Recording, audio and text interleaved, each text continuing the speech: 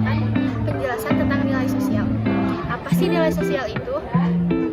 Nilai sosial adalah berbagai prinsip, anggapan maupun keyakinan yang berlaku dalam suatu masyarakat. Nilai ini menjadi pedoman hidup bagi anggota masyarakat dan dianggap baik serta benar dan wajib dipatuhi. Nah, segitu dulu penjelasan tentang nilai sosial. Kira-kira teman-teman udah paham belum nih? Kita coba lihat contohnya yuk. Halo, saya Mita. Di sini saya akan menjelaskan tentang jenis nilai sosial. Pertama, nilai material. Nilai material merupakan segala sesuatu yang berguna bagi tubuh manusia.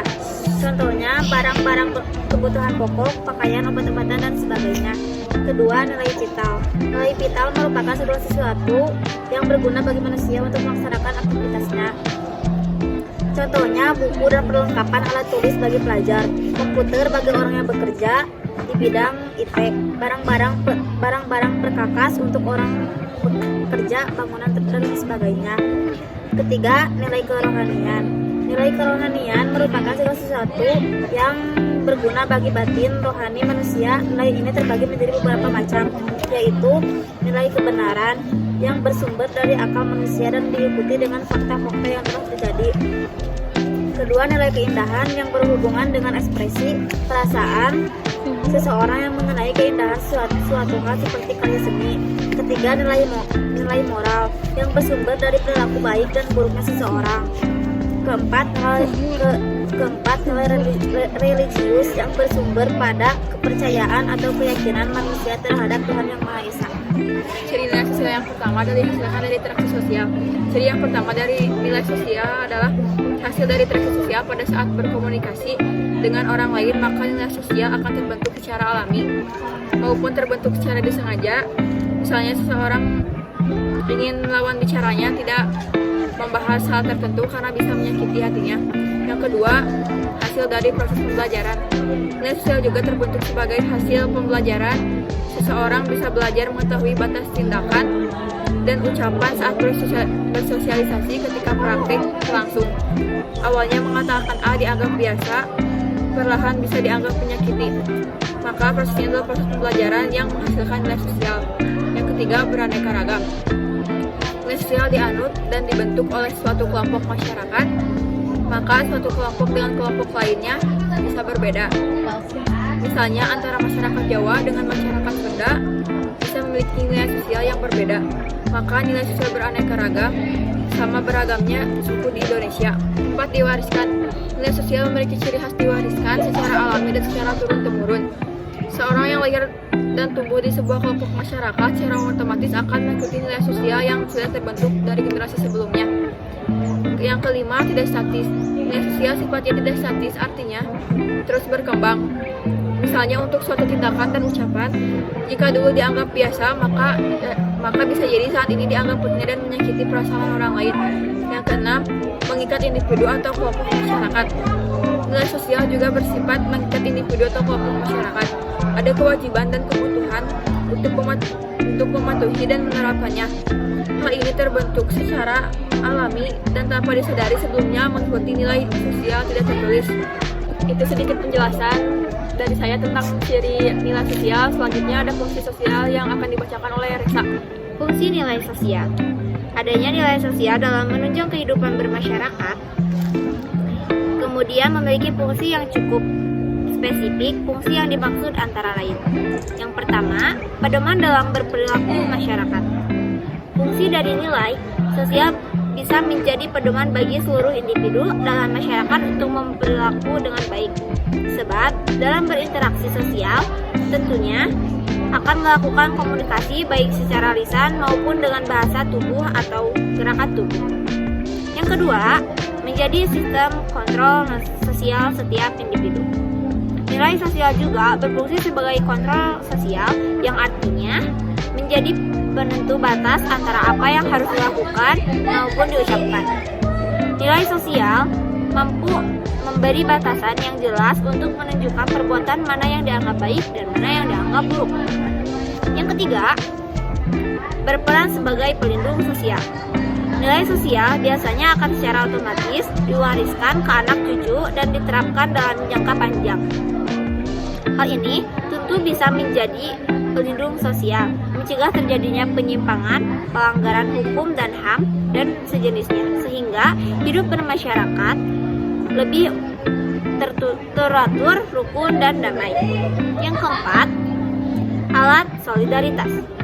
Nilai sosial bisa berfungsi sebagai alat atau media untuk menjaga solidaritas dan kekompakan dalam masyarakat, sehingga setiap individu mengutamakan kepentingan umum dan bahu-membahu mencapai tujuan bersama. Yang kelima, memenuhi peranan sosial di masyarakat. Nilai sosial di masyarakat akan memenuhi dan meningkatkan peranan setiap individu dalam kelompok masyarakat tersebut. Sebab masing-masing menyadari apa saja haknya, kewajiban, tanggung jawabnya, dan lain-lain, sehingga masing-masing dan memiliki peran dalam kehidupan bermasyarakat. Yang keenam, membangun norma sosial. Nilai sosial juga bisa berfungsi sebagai media untuk membangun norma sosial sehingga ada hukum sosial bagi masyarakat yang melanggar nilai sosial. Misalnya, dikucilkan dijadikan bahan gunjingan, tidak diajak bersolidaritas, dan lain sebagainya. Kalau gitu kita bahas tentang norma sosial. Apa sih norma sosial itu? Norma sosial adalah kebiasaan umum atau aturan yang menjadi pedoman perilaku dan sederhana dalam suatu kelompok atau masyarakat serta memiliki batasan wilayah tertentu. Norma ada tingkatannya nih. Ada apa aja ya? Yang pertama, tingkatan yang pertama adalah cara di mana norma sosial lahir karena dibentuk oleh individu atau kelompok dalam suatu masyarakat, namun tidak dilakukan secara terus-menerus. Yang kedua, kebiasaan. Tingkatan yang kedua berdasarkan kebiasaan. Tingkatan kedua ini terjadi karena adanya kegiatan atau perbuatan yang dilakukan secara berulang-ulang dan dilakukan secara sadar, di mana kegiatan yang dilakukan secara sadar dan memiliki tujuan yang dianggap benar dan tidak baik. Yang ketiga, tata kelakuan. Tingkatan norma sosial yang ketiga, tata kelakuan. Tingkatan norma sosial yang ketiga adalah tata kelakuan.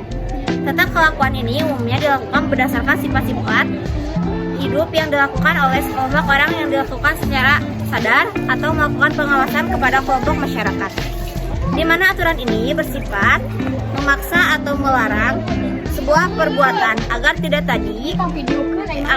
terjadi penyimpangan perilaku sikap akibat penyimpangan dari norma yang disepakati bersama. Yang terakhir, adat istiadat. Tingkatan norma yang terakhir, saya yakin kamu sudah tidak asing lagi. Yap, betul.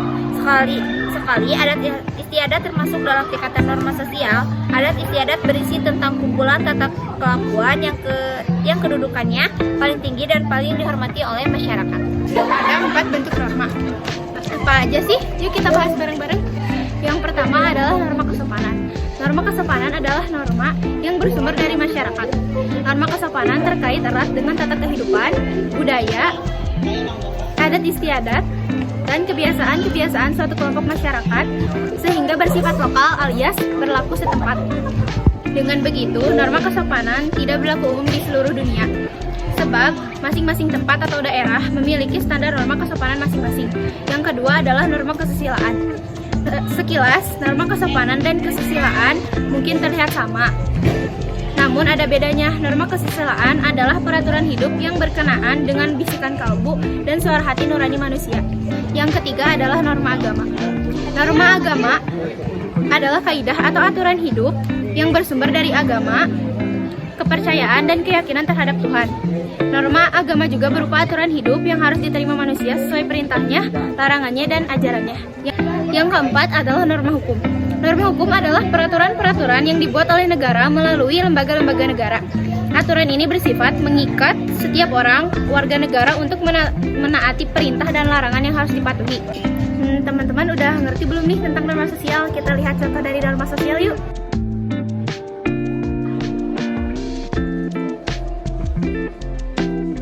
Segitu dulu yang bisa kita bahas hari ini. Semoga teman-teman bisa mengambil pelajaran dari apa yang sudah kita bacakan hari ini ya. Mohon maaf atas banyak kesalahan yang disengaja maupun tidak disengaja. Terima kasih sudah menonton dan belajar bersama kami. Wassalamualaikum warahmatullahi wabarakatuh.